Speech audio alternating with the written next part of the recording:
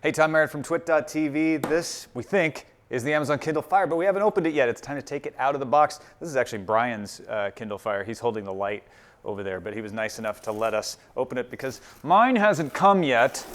But thank you, Brian. Appreciate that. All right, there we go. It looks like the Kindles look these days. You get a little instruction sheet, simple packaging. There is the Fire, very playbook looking. Here's your charging device, although you do get a wall wart with this one, which you don't with like the $79 one. Anything else underneath there? No, just air, just space. All right, so it comes in plastic as we know it does. Now it does, I can already tell it looks a little different than the BlackBerry Playbook. It's essentially the same hardware as the BlackBerry Playbook, but this is much more rounded corner. It's a little heavier, but it mostly looks the same. A little more rounded corners, a little smaller actually. If you look, Kindle Fire fits right over the top.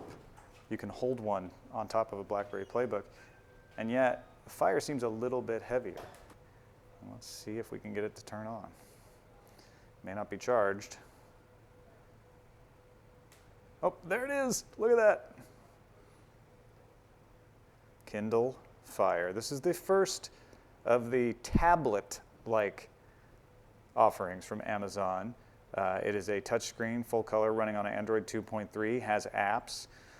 So it's halfway in between an iPad and a regular Kindle. A Kindle ebook can do a little bit of web surfing, but it's an e-ink screen. This is not an e-ink screen. So there we go, Tuesday, November 15th. Slide to unlock. What do we pick? TWiT guest, right? No space. So it really feels like I'm typing on an Android, putting in that password. For sure. Usually with these Amazon Kindles, the first thing you do is connect to the network because it wants to do all kinds of personalization and authentication. Ideally, this will be set up for Brian. So yeah, we're going to say Pacific time. Verifying registration status. Oh, so it skipped right past, and there it says, hello, Mr. Brian M. Burnett. I'm not Brian Burnett, but no, we're going to leave it set up for him. So it's going to take a little while to connect and download anything that it needs to download for him and put it on there. So through the magic of editing, we're going to speed this up. Okay, it's complete and starting in 4, 3, 2, 1. Installing updates. Ah, lovely.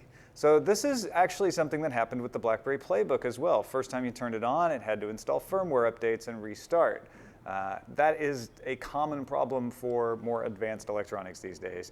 You don't have that happen with Apple products, although I wonder now that they have over-the-air incremental updates whether they'll start to do that, but it's pretty common with Android stuff. Oh, there we go. Slide to unlock. Is that patented? Okay, now we got the welcome screen, navigation bar to see different kinds of content. So you got your newsstand for your magazines, books, music, video, docs, apps, and the web. Pretty straightforward. Then it's got a sort of an iTunes-looking carousel of items. Quick settings tab here to adjust volume or brightness. Okay, so yeah, that makes sense. A little wheel. That's pretty normal. And there we go. Let's see. Got a user's guide.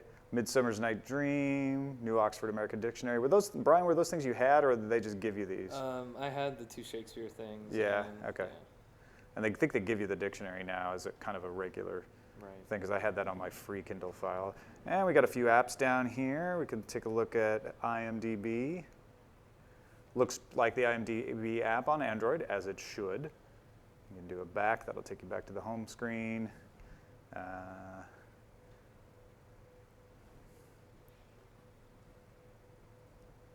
Look at music. It's going to ask you to set up if you have the Amazon Cloud set up. And video is probably going to do the same thing. Oh, no, it's locked into Prime Instant Videos and allows you to kind of look through all of these different videos, download or stream.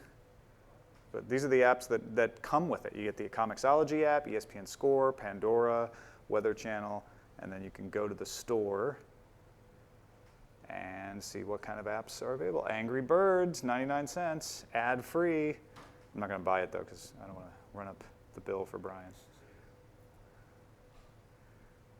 But it works pretty well. Let's go to the web browser one last thing before we let this go. And see, it seemed to have some kind of history there. I don't know who's been surfing on your.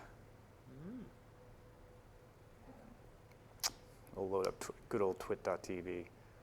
Oh, it's slow to load, but we don't know if that's us or the Kindle. Now we're going to get the mobile version or the full version. This is the Silk browser. And watch live now. TWiT photos happening right out there.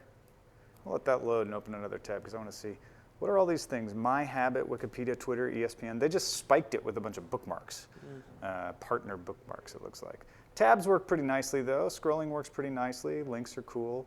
It's taken a while to load up any kind of video, but there you go. That is the Amazon Kindle Fire out of the box and a first look for TWiT.tv. I'm Tom Merritt.